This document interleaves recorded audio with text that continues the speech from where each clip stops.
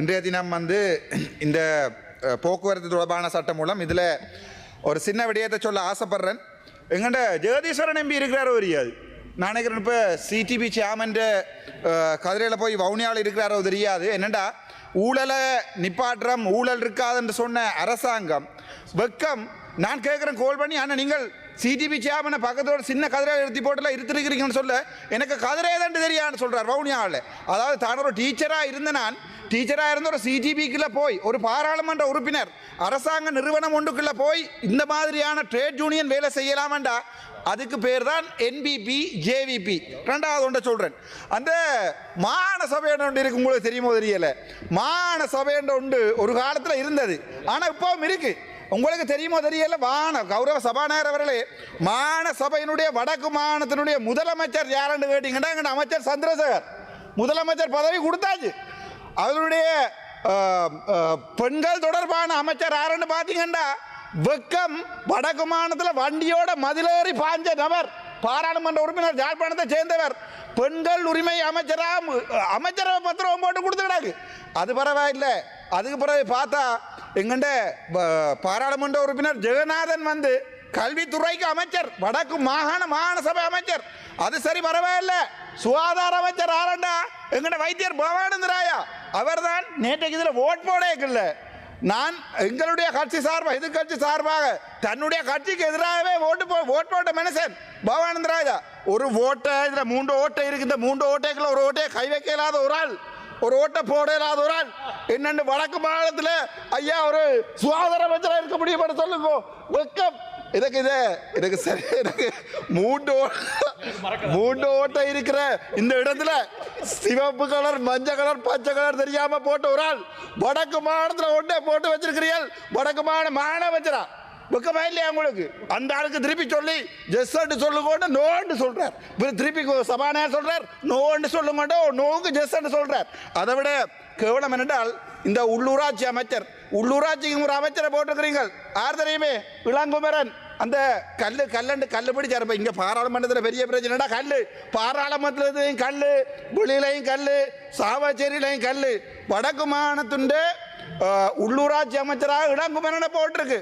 என்னண்டு ஒரு மாகாண சபையில் 3 ஓட்டைகளில் ஒரு ஓட்டைகளில் கையை விட தெரியாத ஒரு பாராளுமன்ற உறுப்பினரை, சரியாக கையை விட தெரியாத பாராளுமன்ற உறுப்பினர் ஒரு சுகாதார அமைச்சரை விடலாம். நீங்கள் வெக்கமா இல்லையா உங்களுக்கு? என்னண்டு மாகாண சபைக்குள்ள ஒரு அதிகாரத்தை கொடுத்து கடிதம் அளிக்கப்பட்டு, இவர்களுக்கு கடிதம் அளிக்கப்பட்டு கௌரவ ஆளுநருக்கு முன்னிலை அரசாங்க உத்தியோகத்தர்கள் அழைக்கப்பட்டு இவர்கள் வந்து ஒரு மீட்டிங்கை நடத்தி இருக்கிறார். நிழல் அமைச்சர்களாக பத்திரிகைகளில் வந்திருக்கிறது, பத்திரிகைகள் எழுதப்பட்டிருக்கிறது.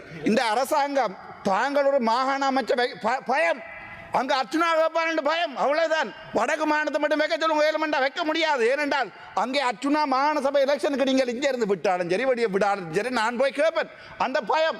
ஆனால் என்ன கவலை என்றால் நீங்கள் வடக்கு மாநிலத்தில் வச்சிருக்கிறது வந்து இப்படியான ஒரு 3 ஓட்டைகளுக்குள்ள ஒரு ஓட்டைக்குள்ள கையை விட தெரியாத ஒரு பாராளுமன்ற உறுப்பினர், சிவப்பு கலர் பச்சை கலர் தெரியாத நிறக்குறைபாடு உள்ள ஒரு ஆள்.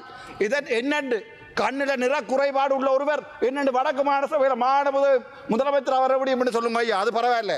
என்னென்றால் இந்த ஜெகதீஸ்வரனை கூட்டிக் கொண்டு விமல் ரத்நாயக்க கதைக்கிறார். தோளில் கையை போட்டு தோழர், இது வேறு விதமான இல்லை, சும்மா தோழர் மட்டும்தான். தோழர் எங்கண்டு அரசாங்கத்தில் யாராவது யாருக்கு எதிராக ஏதாவது நடவடிக்கை எடுக்கிறதா, ஊழல் இருக்கிறதா, தெரிஞ்சாக்களுக்கு அப்பாயின்மெண்ட் கொடுக்கிறதாண்டு ஐயா வீடியோட நன்றி ஐயா. வீடியோவோட போட்டிருக்கேன். அந்த வீடியோவில் போய் பாருங்க.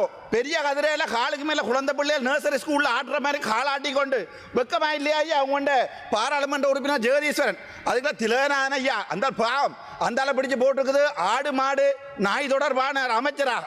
என்ன கவலைண்டா அந்த திலகநாதன் என்றவர் தான் சொன்னவர் இலங்கையில அரிசி குறைபாடு வந்ததுக்குரிய காரணம் நாய் சோத்த தின்று. அந்த மனுஷரை கொண்டு போய் நீங்கள் வடக்கு மாகாணத்தின் ஒரு விவசாய அமைச்சரா போட்டா நாளைக்கு எத்தனை மாடு மாட்டி கிடக்கும். இந்த வடக்கு மாகாணத்தில் புள்ளி இல்லாத காரணம் முழுக்க மாடு என்று சொல்லி முழு மாட்டையும் பிடிப்பாங்க. ஏற்கனவே குரங்க பிடிச்சு கடைசியா நாயை பிடிச்சு கடைசியா மாட்டை பிடிக்கிற எல்லாம் மேலே ஆட்டை தான் சொல்லுவாங்க தமிழ்ல ஐயா, ஆட்டை கடிச்சு மாட்டை கடிச்சு கடைசியா எங்களை கடிக்கிறேன். ஆகவே இது ஒரு மிக மிகப்பெரிய வெட்கம், மிகப்பெரிய அவமானம். அதை விட நான் உங்களுக்கு கொண்டு சொல்ல விரும்புகிறேன் என்றால், இந்த அரசியலமைப்பு மாற்றத்தை கொண்டு வரான்னு நீங்கள் சொன்னீர்கள். எனக்கு அது சந்தோஷம். இந்த அரசியலமைப்பு மாற்றத்தை கொண்டு வரான் இந்த பிடிஎஸ்ஐயை எடுக்கிறேன்னு சொன்னீங்கள். எனக்கு என்ன கவலை என்றால், ஒரு குறைஞ்சது ஒரு மாகாண சபையை வைக்க பயப்படுகின்ற ஒரு அரசாங்கம் இன்றைக்கு எதிர்கட்சி தலைவரை பார்த்து கேட்குது, தங்களுடைய 500 மீட்டரில் 65 வந்திருக்கண்டு. அது மாறி ஐயா, அது 65 இல்லை 69, 69 பொசிஷன் ஒன்று இருக்கு. அதை மாதிரி இவர்கள் 65 பார்த்துட்டாங்க. அதனால தான் இவங்களுக்கு அது 65, 69, 65 தெரியுது. அது 65 இல்லை 69, அது அவங்க இருக்கிற பொசிஷன். ஆகவே முடிக்கிறேன். இவரை காரணம் தப்புறே தான் ஏனிசா மீ நான் உங்களோட மன்னிச்சுக்க, உங்களோட ஒரு அன்பாக கேட்டுக்கொள்கிறேன் சபாநாயகர் அவர்களே, தயவு செய்து அந்த இருக்கிற 3 ஓட்டைகள்ல ஒரு ஓட்டையை சரியா பார்த்து விடக்கூடிய ஒரு சுகாதார அமைச்சரை வடக்கு மாநிலத்தில், ஆடு மாடு நாய் சோறு திண்டா நாட்டில் சோறு இல்லாம போகாதுன்ற விளங்குற ஒரு விவசாய அமைச்சரை தயவு செய்து உங்களோட புண்ணியம் கிடைக்கிறது வடக்கு மாநிலத்தில் போடும் என்றால் இது ஒரு பெரிய வெட்கம். இப்படியான பாராளுமன்ற உறுப்பினர்கள் சில வேளையில் பாத்ரூம்ல போய் கையை தட்டி கொண்டு நிற்பார்கள். அதுதான் கண்டீனண்டு. அந்த நிலைமையில தான் உங்களுடைய என்பிபி அமைச்சர் மாதிரி இருக்கிறார்களாவே தயவு செய்து இந்த நிழல் அமைச்சுகளை இல்லாமல் பண்ணி அதை நாங்கள் அங்கீகரிக்க மாட்டோம். அதில் அரசு ஊழியர்கள் வந்து எல்லாருமே சிரிப்பார்கள்.